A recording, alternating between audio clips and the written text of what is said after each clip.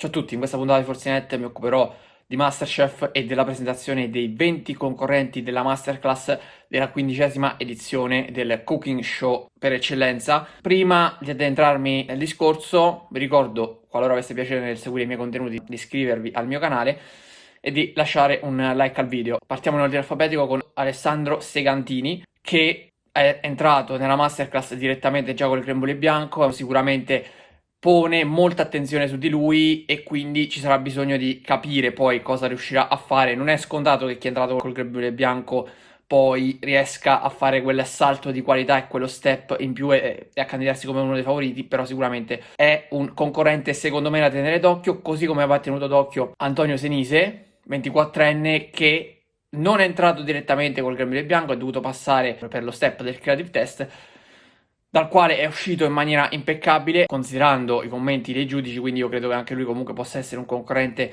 interessante, fermo restando che a MasterChef basta un piatto per arrivare alle stelle e allo stesso tempo basta sempre un piatto fatto male per uscire di scena. L'abbiamo visto nel corso delle varie edizioni che fondamentalmente la linea tra il top e il flop è veramente sottile e può cambiare di settimana in settimana.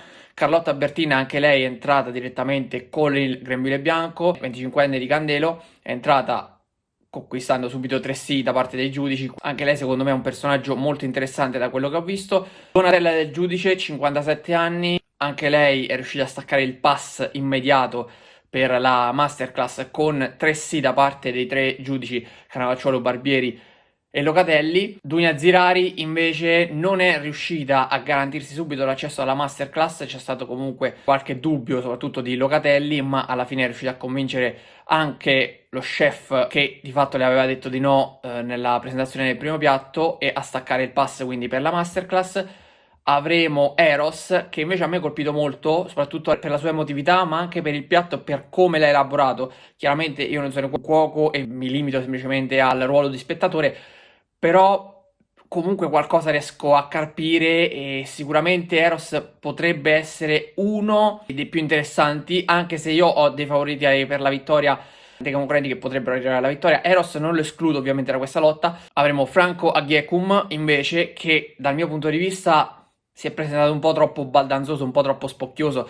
Arrivo qui per fare la storia, arrivo qui per vincere, per carità vanno tutti lì per provare a vincere, però secondo me un po' più di umiltà. Io penso che più che essere così lui di carattere, quello sia più un personaggio, perché ormai si è capito che il personaggio a MasterChef, così come tutti i programmi televisivi, va avanti e sicuramente incide, non tanto quanto la bravura in questo caso, perché qui contano sicuramente le abilità, però essere un personaggio sicuramente aiuta a lasciare il segno in un'edizione, soprattutto se poi non si riesce magari ad arrivare alla fine. Ecco, lui sta cercando innanzitutto di fare la storia e di lasciare il segno a livello di personaggio, poi vedremo se riuscirà a farlo anche dal punto di vista dei piatti, perché comunque ha rischiato di uscire, se l'è giocata proprio alla fine, il grembiule bianco non l'ha preso subito, è andato ai creative test e anche ai creative test poi è andato al ballottaggio finale fondamentalmente, quindi se l'è vista brutta anche Franco. Gaetano Pullara invece è un architetto che ha girato il mondo, da come ha detto lui, a quello che ha raccontato, e ha deciso di cambiare vita per dedicarsi alla cucina. Secondo me, anche per come l'ha presentato il piatto e per come si è impegnato, credo che sia uno dei concorrenti da tenere più d'occhio, perché quei concorrenti che sono così attenti ai dettagli e minuziosi possono veramente fare la differenza non soltanto a MasterChef, ma un po' in ogni contesto, e quindi è da tenere d'occhio, ma poi chiaramente la tecnica e anche lo studio bisognerà capire se sarà a livello. Abbiamo Giorgina Martinelli, che a me onestamente è piaciuta un sacco, come personaggio è piaciuta un sacco, anche lei si è presentata un po' come Franco con il fatto di essere una boss, ma lei subito ha dimostrato poi le sue fragilità. Nel momento in cui doveva arrivare il verdetto, i giudici con un paio di domande e anche e soprattutto un paio di affermazioni già hanno incrinato un po' tutta questa sua certezza che aveva, e quindi secondo me perché è giusto credere in se stessi ma non esagerare e non arrivare ad essere un po' troppo presuntuosi. Lei non è presuntuosa, almeno dal mio punto di vista, quindi è un personaggio molto interessante. Non so se poi potrà arrivare alla fine o meno, però potrebbe sorprenderci. Anche lei è dovuta passare per i creative test per arrivare poi a conquistare il grembiule bianco. Giuliana Caprusi invece, la 10ª concorrente, è 36enne. Per lei invece il grembiule bianco è arrivato subito 3C, quindi sicuramente è una delle concorrenti da cui ci si aspetta di più, proprio per il fatto di aver ottenuto un grembiule bianco, però al momento ho poco da dire, cerco di elencare, soprattutto di spendere più parole per coloro che mi hanno colpito un po' di più. Yolanda Marigno invece, 56enne brasiliana, sarà un personaggio molto molto interessante. Io onestamente non credo che potrà arrivare fino alla fine. Lo dico proprio per la storia di MasterChef, credo che potrebbe avere qualche problema poi a lungo andare su determinati tipi di piatti e potrebbe invece cavarsela meglio su altri. Vedi quelli appunto della cucina sudamericana o comunque con ingredienti più che altro della cucina sudamericana.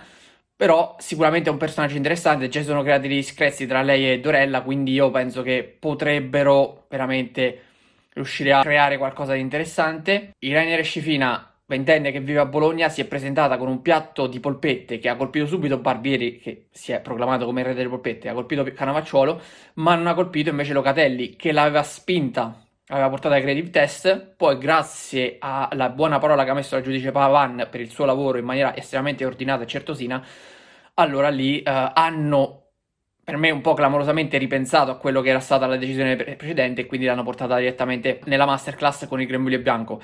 Quindi niente creative test per lei, una decisione un po' particolare, però sono contento comunque che faccia parte della classe. Il 25enne Gianni Pescaglini, anche lui secondo me può essere un personaggio interessante. Lui invece è dovuto passare per i creative test, ma nel momento decisivo ha fatto un piatto estremamente interessante, almeno a detta dei giudici. Ci sarà Katia Mauro, 32enne di Genova, che è riuscita invece a strappare subito i 3C dai giudici. Credo che da una parte a livello di personaggio sia quasi meglio aver fatto i creative test perché ti permette di farti conoscere di più, almeno sotto gli occhi del pubblico. Poi il pubblico in questo caso non vota, quindi è sempre relativo, però e ci sarà tempo sicuramente di conoscerli nel corso del tempo con la masterclass. Poi arriviamo al tris di Matteo. Avremo il primo, è Matteo Ganzi, e lui secondo me è veramente uno dei grandi favoriti per la vittoria. Se non arriva a vincere comunque può veramente fare molto bene e arrivare fino in fondo. L'ho visto molto molto centrato, sicuro delle sue capacità, sicuro il giusto tra l'altro. Non mi sembra al momento così esagerato, spocchioso,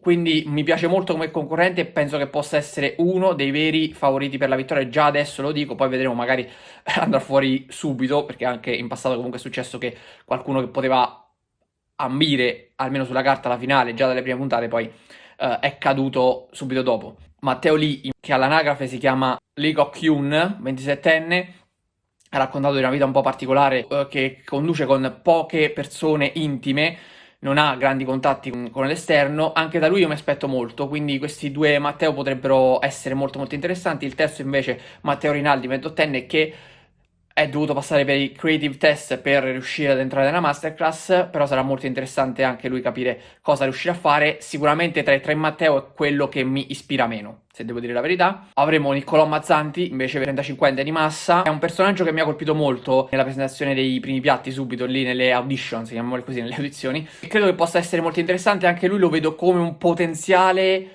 concorrente che può giocarsi quantomeno l'accesso in finale, quindi occhio anche a Niccolò Mazzanti. Arriviamo a Piponzio, ovvero Andrea Sonnati. Beh, già il nome Piponzio, o meglio il soprannome, fa sì che lui diventi un personaggio dell'edizione e quindi proprio per questo motivo mi auguro che arrivi il più avanti possibile, perché anche il semplice fatto di avere i giudici lì nella masterclass che chiamano Piponzio mi fa sorridere. Poi ovviamente ci abitueremo a questa situazione, ma non credo che sia uno che possa giocarsi la finale dal mio punto di vista, da quello che ho visto adesso, e poi chiaramente tutto può cambiare nel corso delle puntate della masterclass. Basta all'inizio sopravvivere e poi crescere nel corso del programma per mettere la zampata vincente, chissà.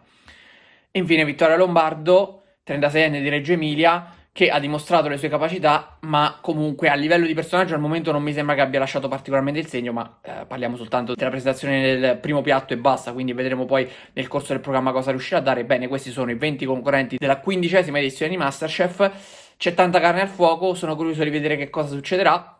Sicuramente è un cast variegato e mi auguro che possa regalare delle soddisfazioni così come è stato per gli ultimi anni. Per oggi è tutto, vi do appuntamento alla prossima puntata di Forzinet. Ciao a tutti.